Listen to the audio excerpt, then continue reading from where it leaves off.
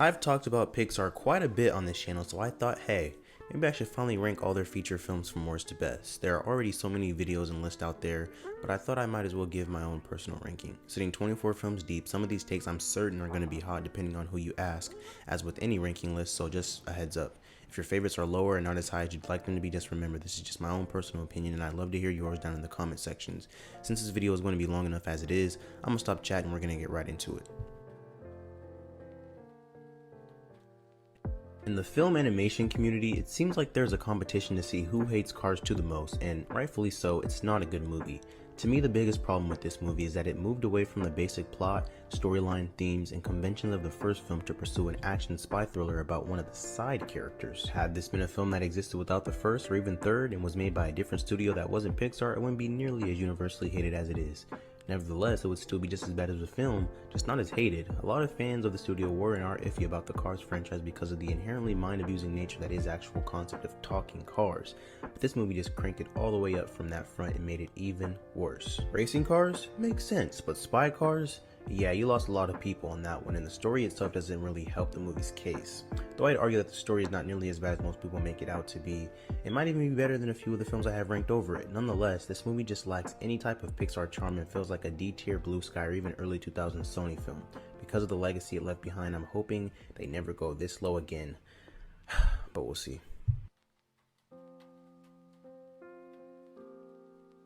In my video about The Good Dinosaur, I said this: at the main core of this movie's problem is it tries too hard to be a standard Pixar movie. And yeah, I still believe that, but I think it is a little more deep than that, and I failed to mention it in the video.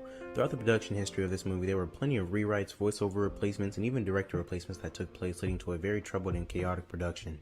What I believe this movie does have is a theme. What I think it lacks is a narrative structure. I go in a little more detail in my video about the movie, about what I mean by that essentially, and I don't really want to repeat all of it here, so you can check that video out if you want to know more. But overall, this movie is probably the most unknown film from the studio and was their first and, up to this point, only box office bomb. The real sad part is it feels like this movie was wasted potential for something that could have been a lot better, and again, I talk about that in my video on the topic, so I'll just leave it at that and move on.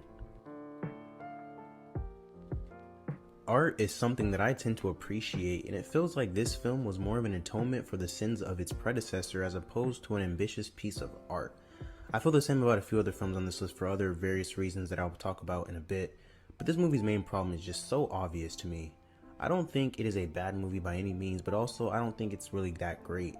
Like I said, it feels like it is trying to make up for the mistakes of Cars 2 and send the franchise off on a semi-satisfying note. It has some enjoyable elements and I like the new characters that are introduced, but more than anything, this movie just seems like it's trying to get their fans to forgive them as opposed to making something of value and worth. Honestly, the first film should have been a standalone story because the further you go into the Cars universe, the more confusions and questions arise, and it kind of just distracts you from seeing any merit these films have. It isn't really anyone's fault, but that's just the nature of the concept of talking cars. The film isn't terrible, but it still has a pretty boring story and not one that I really plan on revisiting often.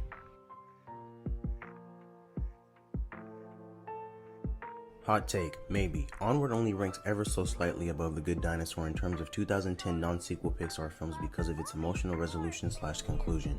And I mean, I guess because it has an actual story, but that's beside the point.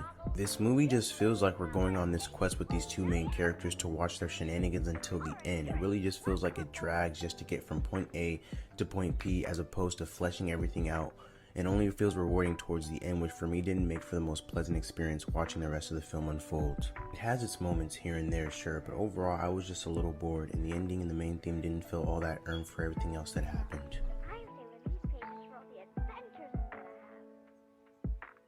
I think this movie gets a little more hate than it really should, but at the same time it also feels like wasted potential. Culturally based films always have the opportunity to introduce audiences to something unique while at the same time telling a story that everyone can relate to.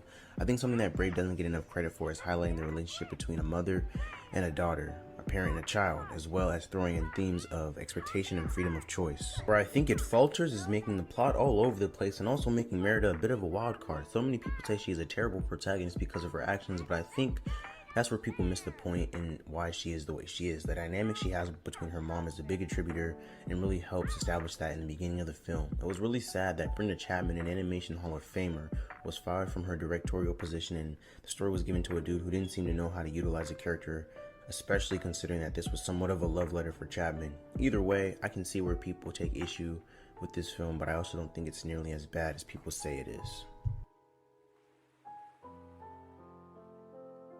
I was not excited to revisit this movie for the video, and so I didn't. I remember most of it from when I was a kid, and all I have to say about it is really, it is a cute and serviceable movie. Being that it was only the studio's second movie ever, I can only imagine that it had so much pressure to succeed, and for what it's worth, it was probably groundbreaking back in 1998, exploring other ideas and themes, but with what Pixar has been able to do since then, it falls a little short, but that's okay.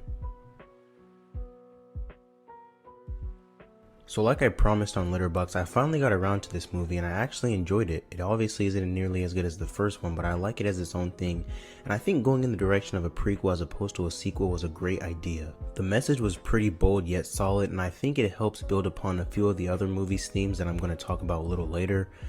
I liked a lot of the new characters, but again, this movie along with nearly every sequel excluding the Toy Story ones are here to fulfill another goal other than making art.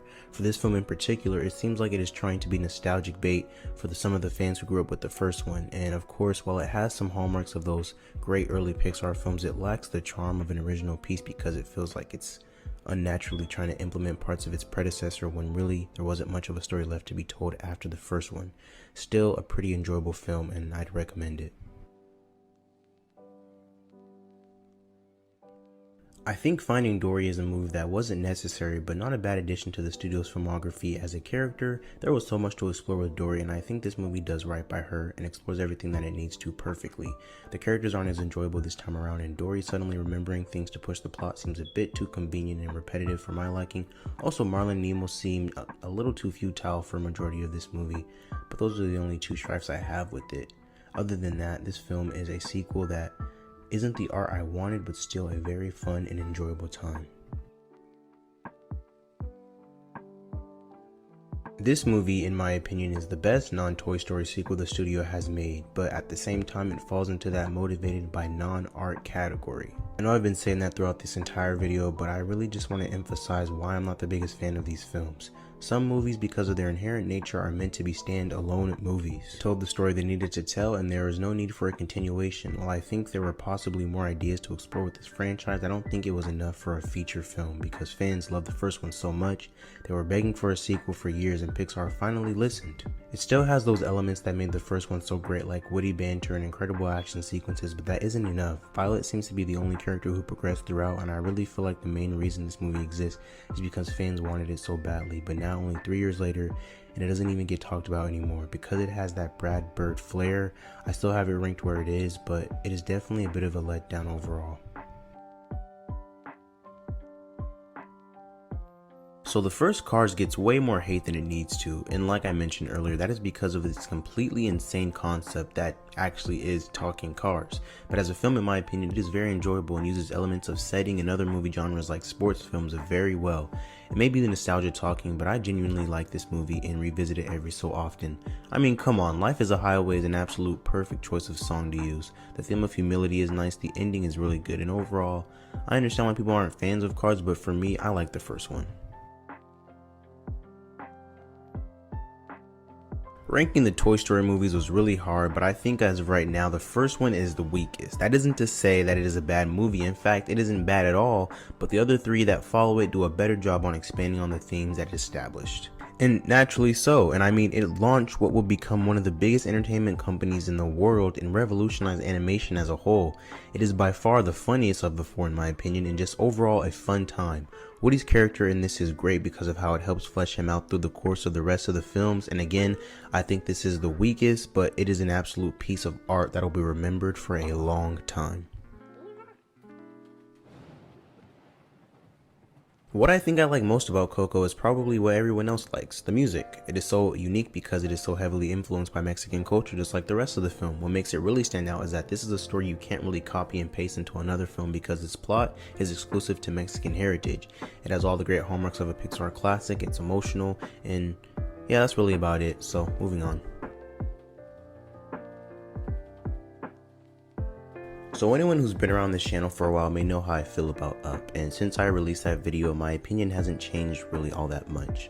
Just to quickly summarize, I still think certain elements are overshadowed and not appreciated enough in the grand scheme of things because of the amazing opening, but at the same time I think the opening helps elevate the overall film higher than it should be on ranking lists like this. But not to get confused, I don't think that after the opening it is a garbage or even below average movie. I just feel that only certain parts of the movie are able to fulfill what the opening seemingly promised us.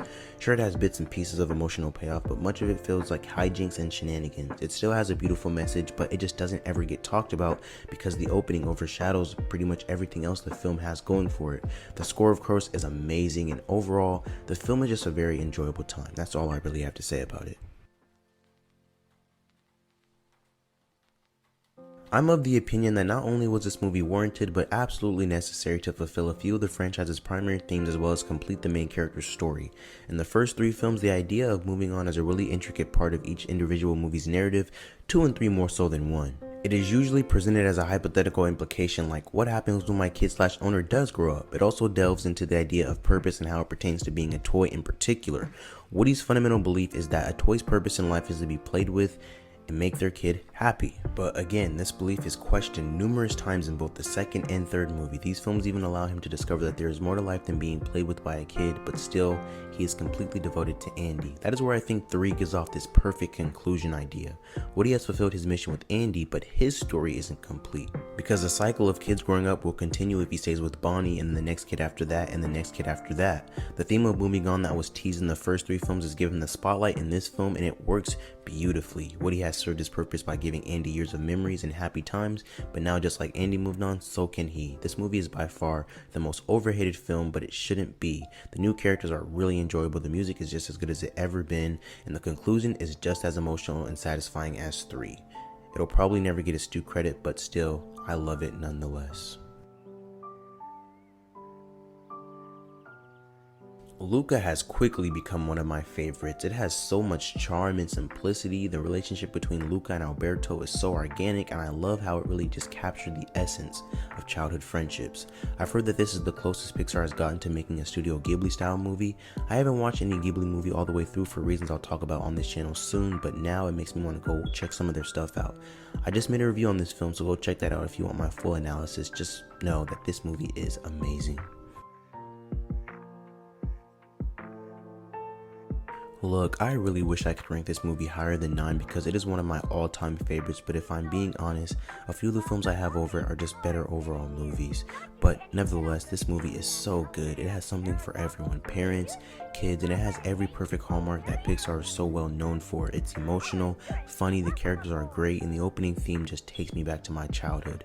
If you somehow have never seen this movie, go give it a watch. I promise you won't regret it. Just like Nemo, this is one of my all-time favorites, and I want to rank it higher than it is, but again, the other films are probably just better than it. The only issue I have with this movie, and really I don't even care about this issue, is that the story can be a bit contrived at times, but outside of that, everything else is pretty much perfect. The message and theme, the color design, the concept itself, and though it isn't the first film to utilize this concept, it is by far the best. Joy as a protagonist is great, and the score is the best out of any Pixar film. Yeah, I said it. Giacchino really killed it with this one, and you know, this is a film I wish came out when I was a little kid so that I could grow up with it and appreciate it more as I got older. But overall, this is a truly remarkable film, and Pete really outdid himself with this one. If I didn't make it clear, the Toy Story sequels are in a much different league than the rest of the sequels. There is much more to explore with a premise like this, and the second installment is nearly perfect in every way as a continuation. It introduces new characters that have lasting and meaningful impacts on the overall franchise, and it does a great job in both continuing the story and it perfectly pushes Woody's arc as a character. The music is just as good as ever, Jesse's backstory is as emotional as Pixar gets, and it is really just everything a sequel should be. This has to be Pixar's most ambitious movie to date. Themes like purpose, passion, nihilism, and contentment isn't a rarity in film, but executing it in such a way is. This is a movie that has such a unique way of foreshadowing its themes and messages through character development, narrative structure, and you don't really see where it's going until you do. At times, it feels like a mirror reflecting toxic, conventional, and traditional ideas that have been held and believed for so long, like life purpose, and gives another point of view that really makes you think.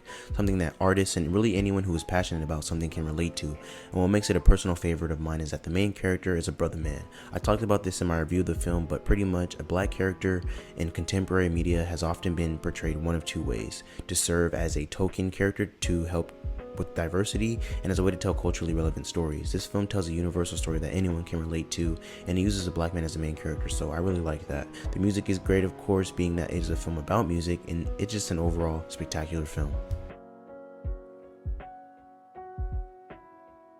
Toy Story 3 does everything that 2 does great, but even better. Those themes that have been so heavily used in the franchise really feel like they serve the greatest purpose in this film's plot and conflict. Each new character adds something, the emotional scenes are just as emotional as any Pixar movie, and the stakes have never been higher. The timing of the film's release was perfect for the kids who grew up and saw the first 2 in theaters when it first came out, and really this is just the perfect conclusion to Andy's trilogy. Like I mentioned earlier, there was still more to explore with Woody, but as for Andy, he couldn't have asked for a better send-off. This film is peak creativity. I mean, really, who would have thought of making a movie that explains the whole monsters under my bed or in my closet idea, but use it to tell a story about accepting and caring about others? Mike and Sully are probably the best duo to come out of Pixar because of their great chemistry and amazing line delivery from Billy Crystal and John Goodman. Of course, Boo steals the show, the score is great, and this movie is just a classic. I don't really know what else I could say about it. These next 3 films are in a class of their own. I love the other films, but these 3 are brilliant and as close to perfect as perfect can get. They're mature, creative, and beautiful works of art that I haven't seen matched by the studio since each of their respective releases. So, here they are.